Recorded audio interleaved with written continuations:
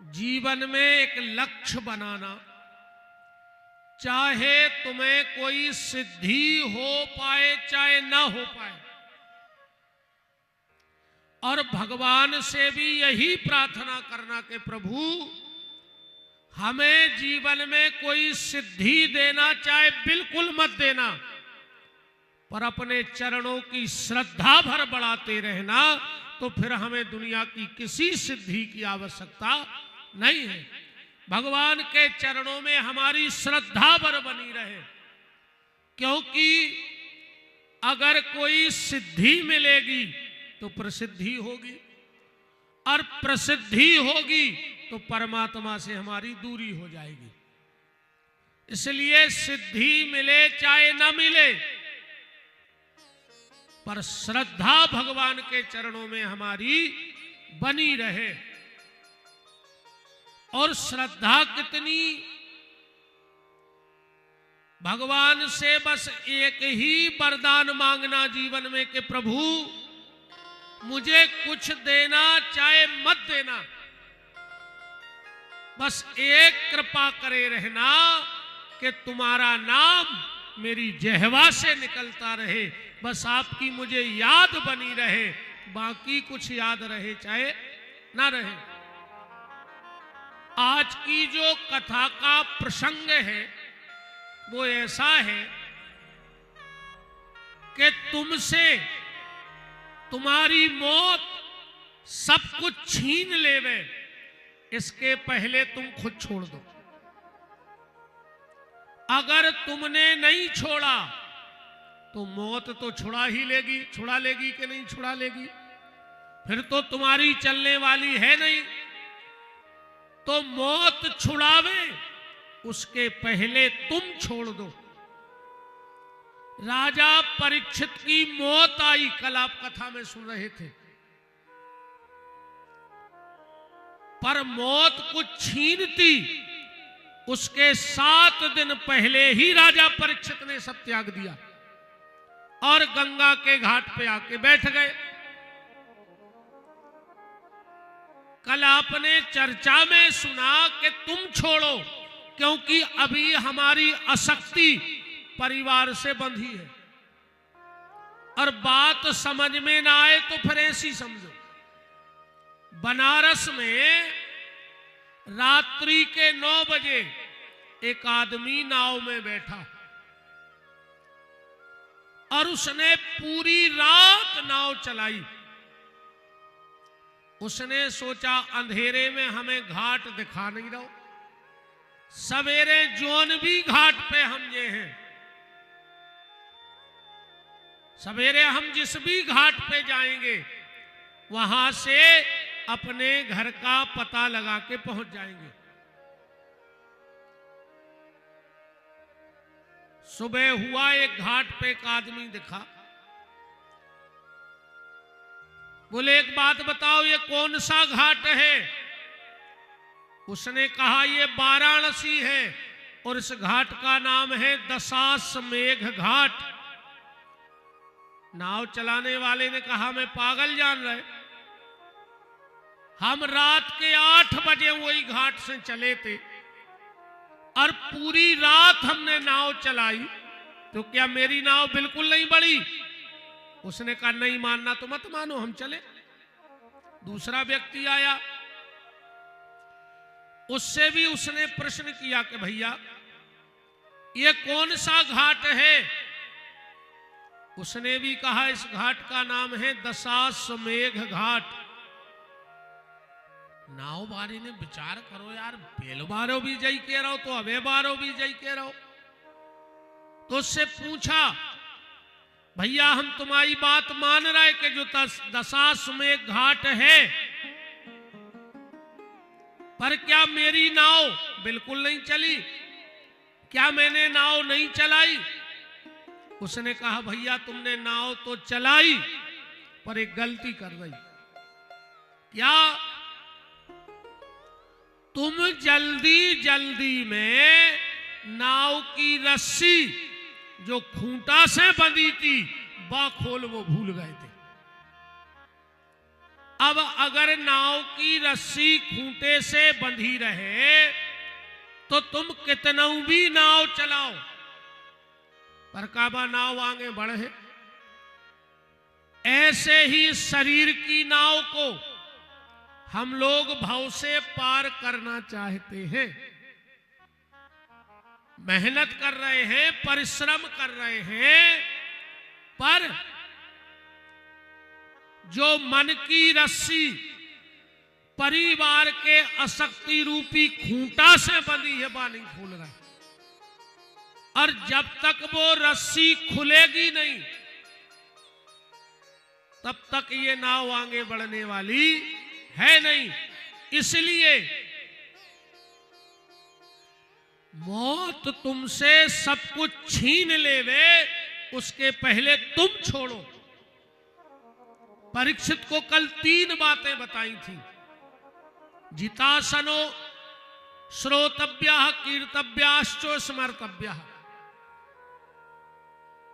पहले भगवान की कथा सुनो, सत्संग करो, फिर कीर्तन करो और फिर भगवान का स्मरण करो।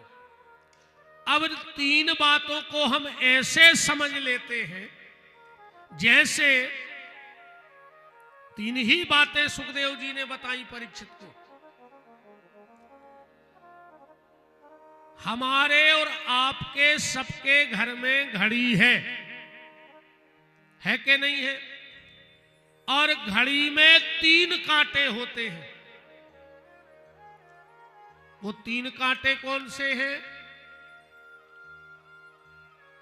जैसे हम आरती में कहते, तन मन धन सब तेरा, क्या लागे मेरा। तन मन और धन,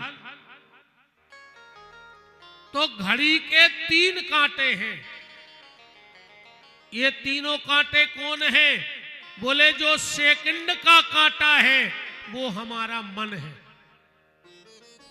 जैसे सेकंड का कांटा बिल्कुल फॉरवर्ड चलता है, ऐसे ही ये हमारा मन भी चल रहा है। ये हमारा मन भी इतना तेज दौड़ रहा है, इतना तेज दौड़ रहा है, इसको पकड़ना बहुत मुश्किल की बात है। तो घड़ी का जो सेकंड का कांटा है वो है हमारा मन। घड़ी का जो मिनट का कांटा है वो है हमारा तन। वो धीरे धीरे चलता है। तो ये तन भी कभी कथा में बैठो, कभी दुकान में बैठो, कभी मंदिर में बैठो, कभी चबूतरा पे बैठो, कभी ठाकुर के बैठो, कभी ठेका पे बैठो। और जो धन घंटे का कांटा है वो है हमारा धन। धन सरक ही नहीं रहो अपने ते से, ये सरक रहो, उसको नहीं सरकाना चाहता कोई। एक बात और सुन लो, आज धन तो लगभग सबके पास है, माने संपत्ति सबके पास है। किसी के यहां ज्यादा है, किसी के यहां कम है, पर लगभग लगभग संपत्ति है सबके पास। तो कमी किस बात की है? आज कहीं भी धन की कमी नहीं है, ना कोई गरीब है, कोई गरीब नहीं है। और अगर गरीब हो तो 1.5 लाख की मोटरसाइकिल और 50 लाख को एंड्रॉइड फोन और 1 रुपया की पिसी लेवे कंट्रोल जा रहा हो आदमी। 1.5 लाख की मोटरसाइकिल से 1 रुपया किलो की पिसी लेवे जा रहा हो, वो गरीब है? बताओ, कोई गरीब नहीं है। हाँ, ऐसे जितने बड़े बड़े आदमी हैं वे जरूर गरीब हैं। गरीबी रेखा के परमट की अगर जांच हो जाए तो आधे रहीसों के चेहरा से नकाब उतर जाए, आधे रहीसों की इज्जत बेइज्जत हो जाए। जे के ट्रैक्टर है को गरीबी रेखा में नाव है। क्यों भाई अध्यक्ष जी, गलत तो नहीं है? जे के पहले से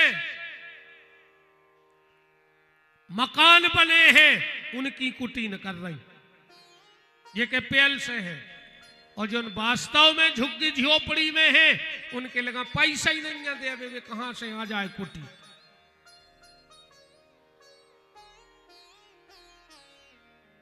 अगर हर पंचायत, अगर हर नगर परिषद में एक नियम बन जाए कि जितने गरीबी रेखा वाले हैं उनकी लिस्ट हर टगड्डा पे चिपकवा दी जाए कि जी आए गांव के गरीब, आधों के नकाब उतर जे चेहरा से भले आदमों के।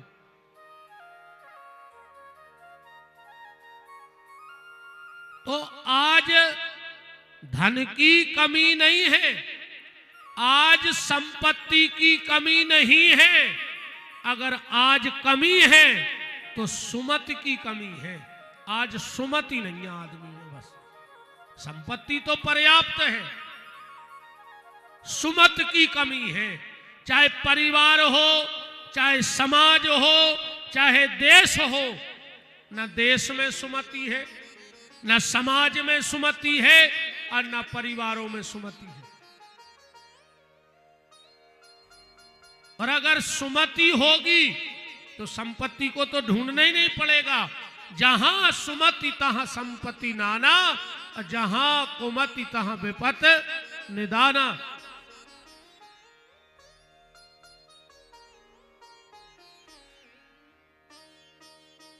तो बात चल रही 3 कांटों पे।